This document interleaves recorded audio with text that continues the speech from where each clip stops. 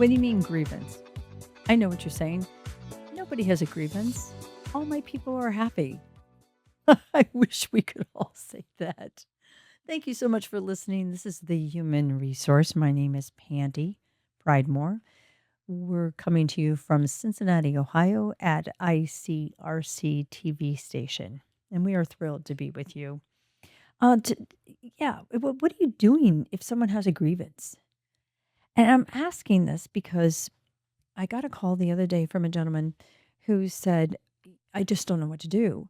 I mean, this person says she has a grievance, but I don't know what to do. I don't even know where to start with this. I said, okay. All right. Can you tell me a little bit more about what's going on? Turns out that she feels that she's been treated unfairly by her boss. And ironically enough, they have a grievance policy in their handbook. So I said, well, send me a copy of that. And are you following that? And he said, no, actually, I, I guess I kind of forgot we had one. So that really kind of stirred me up a little bit. And I began to think, wow, whether you have one in writing or not, doesn't mean that you shouldn't be handling concerns that an employee expresses. You should be taking those very seriously. And one of the things that we've talked about on the show is I the 4 most powerful words is, "How can I help you?" Right? Well, I guess there's 5 words. Okay, how can I help? But my production team loves me. Um, when you put a grievance policy in place, that's your process by which to help. And it's a verification that you're listening when someone has a complaint or a concern. So let's talk about what a grievance policy actually should look like and how you can go about, if not putting a policy in place, but at least practicing a good policy to handle grievances. Um, I did a little research, and the Academy for Innovative HR has some really nice things to think about if you want to go online and Google them. The Academy to Innovate HR. And so a lot of these notes are going to come from them because I think what they've done is done a wonderful job taking your thought process and helping you outline this kind of a topic for your management team because this isn't something that HR should be doing alone. Remember, 90% of your HR is being done out on the floor by the boots on the ground. So all really HR is supposed to be doing is putting good processes and procedures and practices in place so that they can represent the company and make good decisions for the company.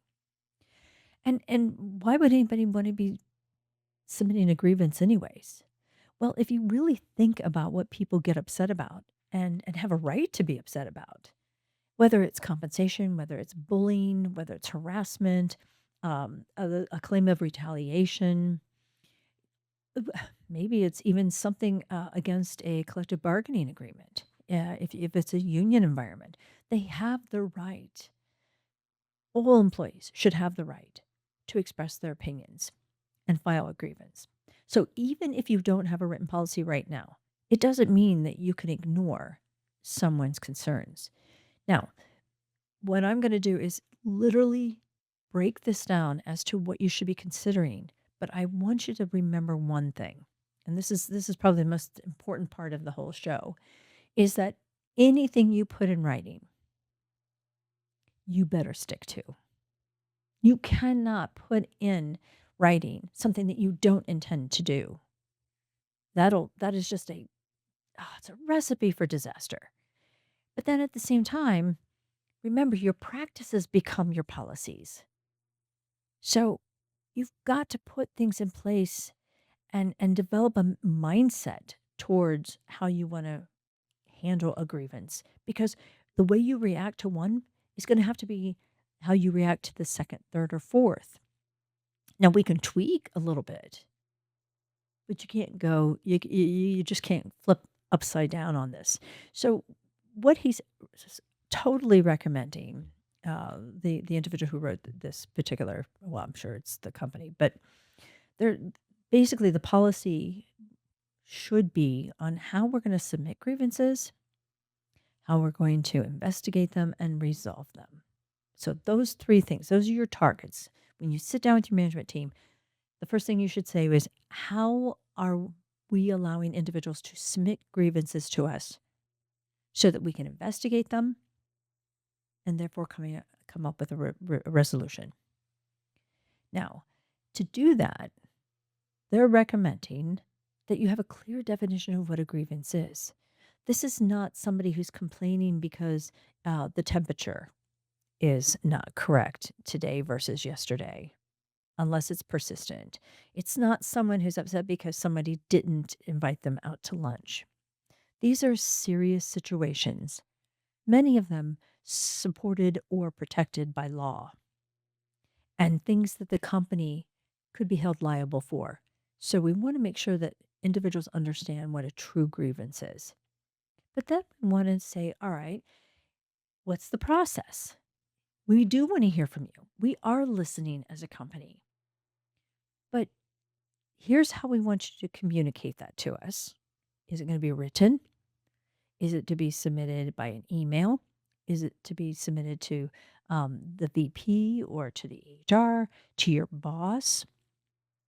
Set up a process by which individuals are to submit that particular grievance or complaint so that we can move on to the next process or the part of the process. It's interesting. The gentleman I spoke on the phone said, I said, well, what is the actual grievance? He said, well, I'm really not sure. She hasn't written it down. I said, well, your policy says that she's supposed to submit it in writing. Oh, well, she hasn't done that yet. Well, is that a serious grievance? We don't know. We can't proceed any further without that written statement. And that's why the policy specifically says that. But then your third step is to determine, can you live within timelines? And this is where most of you are going to really have problems and deviate from the policy, which is going to get you into some real real trouble. If a policy says that a grievance needs to be submitted as soon as possible or as soon as reasonable, that's an open door. But if it says that the response will be received, a receipt of the complaint will be submitted back to the employee within 3 days, 5 days, you can't deviate from that. You have to follow your own policy with that. So be very careful obligating yourself to a tight time frame. You also have to be careful of the timeline on any resolution. You can't promise that you can have this resolved in 48 hours. Now, if you can, great. But realistically, most grievances are going to require an investigation, which is going to involve interviews, and it's going to involve finding policies or time cards or researching KPIs or some kind of data that's not readily available. And you're going to have to look at history. You may have to look at camera footage. I mean, there's so many things that could be involved in here that you've got to be realistic. And again, talk it over with your team as to who might be part of this investigation and ask them what seems reasonable. If 5 days is reasonable, great. But everybody agrees to follow that and stay within that time frame. You also need to limit who your team is going to be to do the investigation. Who should be the point of contact? And again, when you're talking with your team, find out who's the most comfortable in uncomfortable situations. Who can handle discretionary conversations? Who can be confidential as much as it can be? Because, if you're out having to find out who the witnesses were or who might have been involved, you have to go and tell them, I'm aware of the situation. Please give me your side of the story. That means that you have to share. You can't keep all this information confidential and still be able to resolve the investigation.